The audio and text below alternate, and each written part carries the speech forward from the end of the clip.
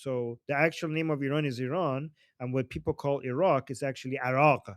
So they don't even resemble each other. But when you bring them into English, then all of a sudden they rhyme, and people think like, well, that's an Islamic country, so Iran is this is just like Islam. I don't It's not think that Islam. Iraq. It rhymes in a different way. It's Iran and Iraq. Yeah, it's spelled with an I, so it confused them, the I. They don't know how to read it, to pronounce it, so they're pronouncing it. Orek in Semitic languages means vein, because they have all rivers, they're all veiny. So Iraq. Oh. Interesting. Armin, I posted a video of Asmongold being extremely annoying. You would love to see it later, maybe. Yeah. Okay. Don't judge Americans if they don't know how to pronounce words or they confuse stuff. I mean, it's not their fault. Just be patient with them. You need them. You need them to wear awareness. I'm not angry with anybody. Yeah, me too. Not angry. Amen. What's the feelings on the ground? Shock, cautiously optimistic, surprise of how fast things grew, and really encouraged. And yeah, just hoping that people don't a lot of messages of hope and encouragement to continue to fight. Yeah. Right. I haven't fully digested the whole thing yet. I've never seen it like this. Like, guys, I don't want to give false hope because anything could happen. But if they don't empty the streets, we might actually be seeing significant things happening in the next couple of days. Again, I don't want to speak too surely here, but it's really amazing to see the regime not actually responding as much as before. Like, a lot of people are like, are they just surrendering? Like, are they just giving up? Like, what is it? These people used to be very brutal. When we got to this point, is there nobody there? Hello. Once the Mossad told you you can go, I think it was safe for you to go outside and do it. My God, that video that Goldie sent me, it made me really emotional. Me too. I was surprised. It's like, oh my God, at several points, it was like a punch to the gut, you know? I was crying. I was all wet. Really? Oh my Yeah. God. I cried too. I woke up in the morning and that's the first thing that I saw, and immediate tears. And I sent it to all my friends in Iran. And they were all like, Ashkam Darumad, oh my God. I think I saw it before. Maybe something very similar, but I think it was the same. It's some music video that I saw of someone from Iran. Is it possible? So the rapper, I don't know how to pronounce the name. You see the rapper? Yeah, he was a rapper, yes. So he takes the videos from the Instagram that he can catch from the viral clips, and he's mashing it together. And while they're chanting, he's rapping on it. It's amazing. No, but he did like maybe 1 year ago or something. He did a video. I must find it because then I'll see if it's the same or not. Interesting. What do you mean? We have a lot of music videos from Iran. What do you mean exactly? No, it was shockingly similar. I'll check his name and I'll see how similar it is if I'm fixing in my mind. By the way, guys, do not trust too much. These are the people that you cannot trust anymore. Masih Ali Nejad, Ahmadi, Tumaj Salehi, and Taraneh Ali Dosti. None of these people can be trusted. I wanted to backtrack on something real quick regarding the names of Persia and Iran. So I have a book here. It's called Persians, The Age of the Great Kings. I have it open right in front of me right now. And it's written by a British historian who specializes in the Achaemenid Empire. And I just wanted to read this paragraph here, which I think is great evidence that shows the time that we wanted to change to be called Persia. Instead of being called Persia, we wanted to be called Iran. So it says, it was on 28th of December, 1934, that British minister in Tehran, Sir Hugh Montgomery Knatchbull Hewson, that's his full name, wrote to George Rendell, the head of the Eastern Department of Britain's Foreign Office, to say that, quote, "We have just received an absurd note from the Persian government," he expounded. "It is asking us to speak of Iran and Iranian instead of Persia and Persians." So this is a British prime minister in Tehran that is letting their leaders in Britain know that the Persian government is asking us to refer to them as Iran and Iranians instead of Persians, because we want to go back to our roots and what we were called, what we originally were called. Actually, the first person that came up with the word Persia was Herodotus in Greek history. And this book actually goes through very detail in telling us why Greek accounts of ancient Persian history is more dominant now in history overall.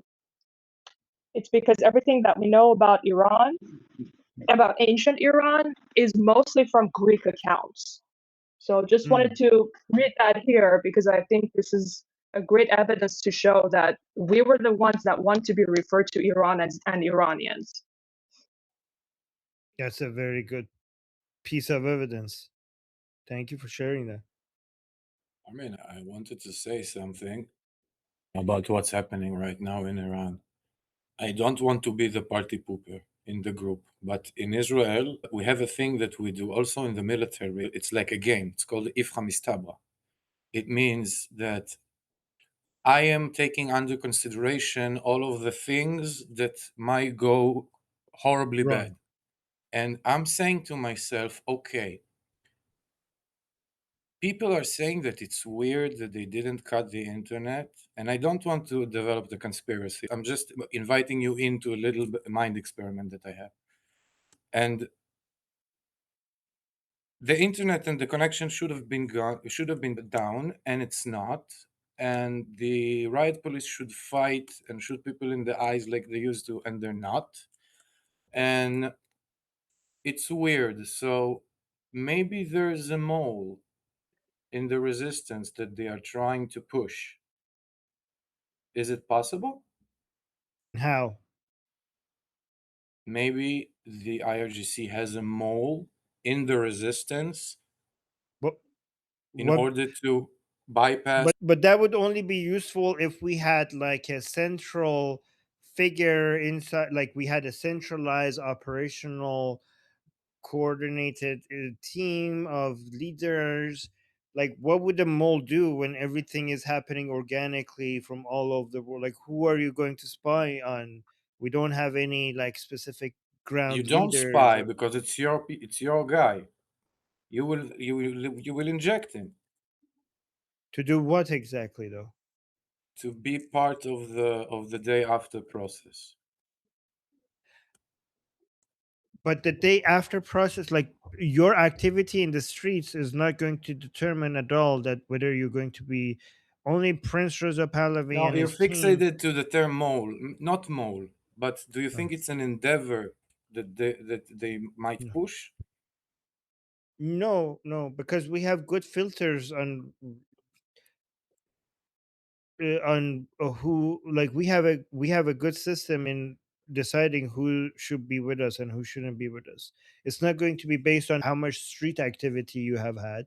In fact, Iranian people are very skeptical of anybody who tries to get in by showing their record of their activity or how much they were jailed, because a lot of leftists and reformers keep trying to brag about their street activity or the days that they were in prison to say why they should be part of the opposition, and we have learned our lesson from that, so we don't take that seriously. So that wouldn't serve any purpose to say like, oh hey, I was in the streets, so take me seriously. Like no, it's going to be based on merit. Like if you were really good in the streets, well, good, that doesn't mean you're going to be good at advising policies. So it's going to be completely merit based, not based on what you were doing, during the revolution. Right. I'm just afraid of how capable they are propaganda wise. That you don't know and the stuff that you don't link Right. immediately. So the Iranian people have become experts at recognizing the Islamic Republic's propaganda, right? The most recent attempt by the Islamic Republic was to push Tehran Ali Dosti on us as part of the opposition, and it was immediately recognized as something that we're not going to tolerate. This is a utility of Pahlavi as well, because it filters out all the bad actors because they can't stand Pahlavi, and it just automatically filters them out. Let's say, for example, we topple the regime and we have some people who want to pretend that they're with us, but they're not really with us. Okay, and then what? What are they going to do? Like, how are they going to harm us? I don't know, but Right. I'm afraid of what I'm saying. That's all. But the thing is that's actually you shouldn't be afraid, because that actually means that we're winning so much that the people in the regime has over like the what you're saying actually makes me very hopeful if it's true. You're saying that the regime is so over, that the fall of the regime is so guaranteed, that some people are not even trying to save the regime, they're planning for the day after. I'm like, oh, that's actually a very optimistic way of looking at it. I'm saying that it would be an IRGC shadow puppet that will rise from nobody knows where. Yeah, And how but as long as we the have whole the leadership of government? Pahlavi, we're not going to make anyone else leader. This is exactly why we don't trust anyone else other than Pahlavi, because he's going to be the leader. Nobody else is going to be leader for the transition period. I would be You should trust. scared of an option that they're keeping silent because they want to attack altogether. That would be a more realistic option, but not that they accept the fall of the empire, the IRGC, and then plan to survive this way. I'm not sure it makes a lot of sense. It makes sense for maybe single people here and there, but not as an organization. Iranian people are extremely skeptical of anybody. They have had experienced people trying to come in and pretending to be somebody that they're not. It might be even too high. We have had so many bad experiences by trusting different people, that one reason people say that nobody other than Pahlavi could be trusted is because of these bad experiences. So our guard is really up. It's really hard for anybody to try to push themselves on us because we don't trust anybody. And you can see another birds in the chat is saying we can smell them from 1,000 miles away. We become experts at that. I don't know if there's a video in Persian Spaces. I don't know if I've seen it on Instagram. I don't know if Armin's seen it, but it's the political commentator Sakui that he used to take calls from people, about politics and whatever. And he was very pro Pahlavi and pro monarchist. There's this video that people are calling it. There's this guy on the phone, and he's trying to test the guy to see where his political stance is. He says, say death to Khomeini. And the guy says, death to Khomeini. He says, say death to IRGC. He says, death to IRGC. So he keeps going on, and the guy keeps saying, death to, death to. At the end, he says, say Javid Shah. And the guy goes, why should I say Javid Shah? And then Sakui goes, then go die. So that's our standard at this point. He's like, well, then go die. Yeah. It's funny because I think it's a cultural thing, maybe, because what is there a problem to say words that you don't mean them? You like, can't he say Javid Chai if he doesn't mean it? They It really has. hate saying that. Is there a major division over this in Israel, over BB being like you guys love No, BB? but we can understand very good like why a group is stuck to a word, and then this word, if you say yes or no to this word, it means a lot. And Yeah, but it doesn't seem the same because if we had some sort of loyalty test, everybody would pass. If that was the loyalty test to say, ah, Bibi is the king, okay, everybody would say it. It's like it doesn't hold the same weight, I think. The only loyalty test I can see is if you take an ultra orthodox and tell them to say something that's religious. Tell them to say Jehovah. Oh my God, they will not say it. So we actually have a problem now because some people say in Iran they do say Javicha, they do say pro Pahlavi things, they even support Prince Reza Pahlavi, but they are actually now the enemy because they defend a different Prince Reza Pahlavi than the one that we know. Okay, so they actually support their vision of what they want Prince Reza Pahlavi to be, which is like a dictator that is going to just come, force his way upon people, and is going to forcefully be king, and is going to bring the constitution, the Iranian constitution of Pahlavi time, and just no elections, no choice of the people. And they hate Prince Reza Pahlavi's direction, they hate his team, and they hate his plan. And they constantly attack his team, but they don't dare say anything negative about him because they were not going to have any king without him. He's the only option for a king, but they really hate everything he's doing. So they're supporting him. They pretend to support him, but they actually hate everything that he's doing. They think he's too democratic. They want a dictator. They want a king that just comes and says, I'm the king, and here's the constitution back with no referendum, no nothing. And there's not going to be a referendum between a republic or a monarchy. It's just going to be monarchy. That's what they wish he would do, but he's not doing that. So are they like lying, or are they like telling themselves in their heads? Like, is it like when you lie and you use certain words to deceive, or is it actually like, we have both kinds. We have both kinds. yeah? Hey, Zunair. Yeah, we have both of them. So, guys, we're covering the stuff that is happening in Iran, the revolution that is happening in Iran. If you guys have any opinions or any questions, feel free to talk about it.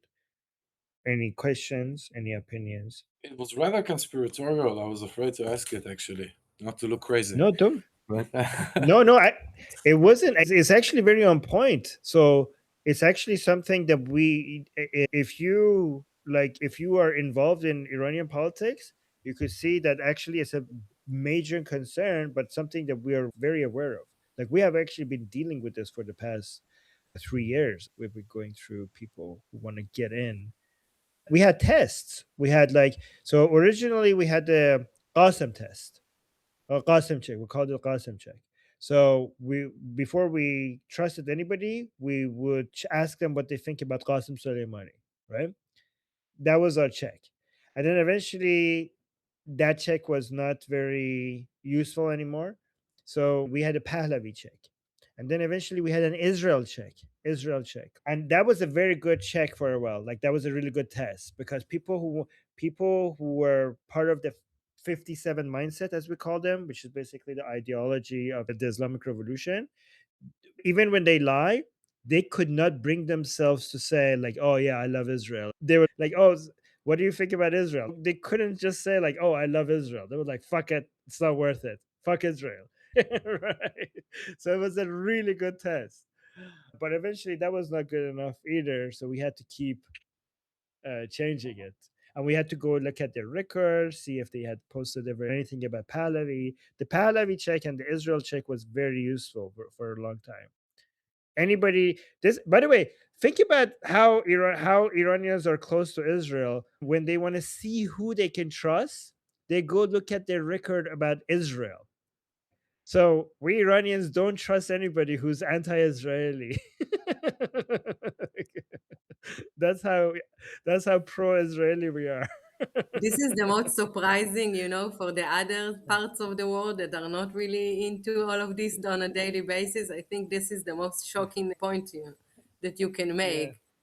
I was yeah. afraid that our bad reputation will stick on you, good people. Yeah. I heard today for the IDF Farsi, he made a story about how qualified our unit called Andasakravit. battle engineering. Yes. And he showed all the stuff that they do.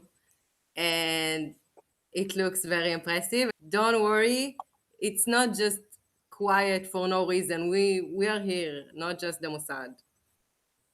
Yeah. By the way, the video I referenced was when he said he was like enjoying videos of the protest, and yeah, well, we should follow these guys. Oh, it says Zionist. Oh, I was about to follow him.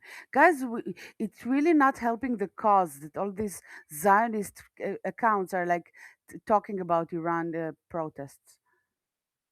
Do you It's like, think now people will understand that all these celebrities that were promoting one cause all of a sudden are very quiet when it's the other Yep, cause? about People Iran. will connect the dots, or if we don't spell it out for them, they couldn't connect the dots. We have to spell it out for sure. But Zonair wanted to say something. Yeah. So I will admit that other than reading your emails, which I read 90% of the time completely, what I know about what's going on is actually from you, because with the current American news, always being in a perpetual fiasco, we don't really read that, or I don't personally read that much international news, even though if you look at the bigger picture, those bigger moving parts have a dramatic impact on where we are. But something that I have noticed is that the liberals, progressive liberals, I guess to say, is they associate, so they now have a negative viewpoint of Israel. They think Israel is this horrible place that is destroying the Palestinians. And then when Israel attacked Iran, I think a lot of those ignorant liberals, they thought, oh, like Israel is just creating more chaos, creating more conflict in the world. And so I did a little bit of research and I looked up this statistic. 81% of Iranians reject the Islamic Republic and prefer a democratic government. So I feel like liberals think that, like, oh, all these Muslim countries, they're happy how they are. We shouldn't like touch them. Like there are these, those like islands that have never been like inhabited by like West, like never been like contacted. They almost treat these countries like, oh, they're so like special and crystalline that if we touch them, we might like infect them with something. Instead of helping Israel liberate them, liberals are condemning them to oppression. So, fascism, persecution, and imprisonment under the guise of Islamic tolerance. Because I feel like a lot of liberals, they will say something like, oh, why is Israel attacking Iran? They don't understand the moving parts in the history. So they think that, oh, Israel is this horrible aggressor, and every time they do something, it must be Israel's act of war. But they don't understand that the majority, 4 out of 5 of the Iranians, don't want to be held under this government. I feel like liberals, they would take a North Korean defector and send them back to North Korea and be like, oh, don't you miss your culture? Don't you want to go back over there where your family and friends are? Like, I just find it so antithetical that their grasp of history is so pedantic, and it's not even misinformation, it's like disinformation. It's like backwards, it's antithetical to what they're trying to achieve and what they claim their values are. Thank you. Actually, well, if they can't understand how many Iranians are anti-Islamic Republic, imagine if you explain to them how much of them are anti-Islam in general, because they're not just anti-Islamic Republic; they're anti-Islam. Iran is the most Islam. Iran is the capital of Islamophobia. Is the global capital of Islamophobia. So It imagine if you warms my try to heart. explain that to them. It's the worst. No, because whenever we look at these countries, I think of them in terms of like, oh, that's a green country, like it's full of Muslims. But the fact that that is a terrible gift wrapping job and the inside is actually not Muslim, to me, it's very refreshing because I Yeah. think a lot of the media portrayal, which, depends on what media you watch, tends to be a little biased and how people are perceived. it also doesn't say Shushan, only in the later period after Mm, Sirius. And but what it does say is Elam, which I know is a place, right? yeah, Ilam. Yeah. There is a very early mention in Genesis actually, and also Okay. Madai, which is supposed to be a people, and Kedar Omer, the king of Elam. Not sure Yeah, it's a if I'm place saying, in the Bible. yeah, Yep. Ilam is an ancient place. yeah. All right. So going back to what Iranian people stand against, Iranian people are not just anti-Islamic, like on average, they're also extremely anti-leftist. I don't know if you know this. Like one of Right. their, So can I their say something? because Yeah. I had a point on it actually. I raised my hand. Yeah. Sorry. You go ahead and mod them. Okay, I'll start from this point. What I'm afraid of, what I'm concerned about after an Iranian revolution is the power switch, the way that they will switch the power. Because just like in 79, you remember that all these leftist Marxist organizations, they had an organization that are already ready to inherit the power, and they all had names like the peace community of the fuck blah blah blah, and in fact it was a bunch of terrorists. And so that's what scares me. Like, how do you switch an entire police? How do you switch an entire army? How do you switch without leaving the bad seeds behind? Yeah, but I, you're assuming that if they will have an endeavor in this matter, they will not send very excellent people. They probably will. They will not send the clown, the gesture. so I mean, when studies show that the Iranian people right now, they're very interested in democracy, they're very interested in secularism, they really want human rights, they really are against the things that made Iran the way it is. So they want the rule of law, and they want like they really like a lot of their own ancient history, but also Western standards that made Western countries great. So basically, a mix of what they have in their own culture, but also the political processes. For example, what are you exactly concerned about? Because everything you are concerned about, the Iranian people are sensitive about it because they're allergic against it because they think it's similar to the Islamic Republic. So everything that the Islamic Republic did, if you're suggesting a policy that is similar to that, so for example, if you're suggesting that we should execute the people we disagree with, then they're going to call it like a Khalkhali model. They're going to like, oh, that's what the Islamic Republic did, so we don't want to do that. So, for example, can you tell me a scenario that you're concerned about? I am concerned that some people, for example, I don't know, in the Artesh, in the police, high ranked, maybe are still will remain loyalist and you will not know about it. Or maybe mid rank to Khomeini too. Oh. To That, Khamenei? yeah, But to the that's the whole To the point. RGC. idea, Khamenei to will the idea, die. to the cause. Khamenei will die. He will no longer Khamenei be is there. losing his supporters even right now. IRGC, no, not the person. Doesn't. Khamenei himself losing popularity, not very concerned about him. IRGC, because it's not a person, it's a system. It's really hard to become attached to IRGC because it's not like a charismatic person for you to be emotionally attached to. The thing that maybe you could be concerned about is to the Shia radicals who will still be attached to the idea that we need to prepare Iran for the Mahdi to come. Okay, so Khamenei, I'm not worried about him. IRGC, like emotional attachment to IRGC, I'm not worried about that. I am worried about people who are emotionally attached to the idea that Iran is supposed to be the place that we prepare for the Mahdi. So yes, that is a concern, and I think we're going to have a Shia version of ISIS after the fall of the Islamic Republic that is going to cause a lot of security problems, that is going to cause a lot of headache for us to clean up. That is true. That is a concern. But you will never not have people with bad ideologies in your population, whatever the Right. population size is, especially this huge of a population. No way. Yeah. It will never be perfect. Never. We have stupid, horrible people. So we It's have not. The claim is that the power shift needs to be overseered in a very strict manner in a country like this because they have a history of doing very, very crafty and intelligent manipulation of this power shift. I didn't say that ideology needs to be clean 100% across the board.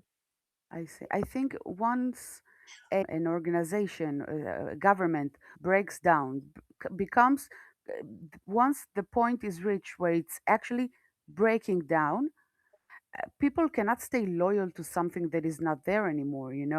They can wish. It's not like a risk anymore. And also, revolutions happened before. It's challenging, but it's not the most challenging thing. But I get your point that they've been crafty So before. That's true.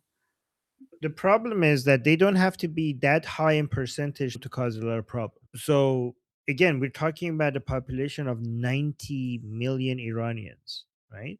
And I'm talking about 100,000 of them being like this. That not only they are very attached to the idea of like the Shia idea of that Iran needs to be Islamic and it needs to be for the rule of Mahdi to come, but they're also willing to do something about it. So my estimation is that there's going to be 100,000 of them that are like that, right? So you can see 100,000 is a very small percentage of a population of 90 million people.